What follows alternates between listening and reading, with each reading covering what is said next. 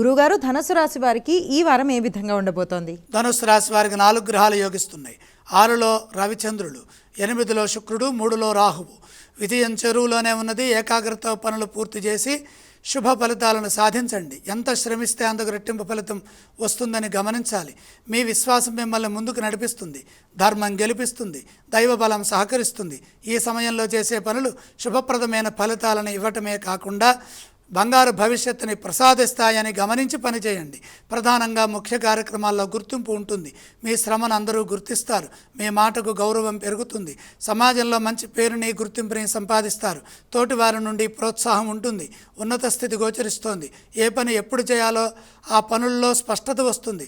ఆవేశం లేకుండా శాంతంగా, గర్వరహితంగా వ్యవహరించడం మంచిది.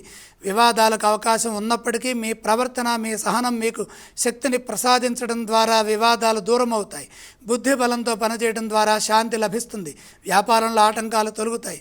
మీ ఓర్పు సత్ఫలితాన్ని వ్యాపారంలో తీసుకొస్తుంది. దేనికి తొందరవద్దు. కుటుంబ సభ్యులతో కలిసి పనిచేయండి. ఈ రాశి వారు ఏ స్తోత్రాన్ని పఠించాలంటారు? ధనుస్సు రాశి వారు లక్ష్మీ ధ్యానం చేయటం చాలా మంచిది. ఈ రాశి వారు ఏ ఆలయాలను సందర్శించాలి? లక్ష్మీ దర్శనం శుభప్రదం. ధనుస్సు రాశి వారు ఏవేవి దానం చేస్తే మంచిదంటారు? దానాలు అవసరం లేదు.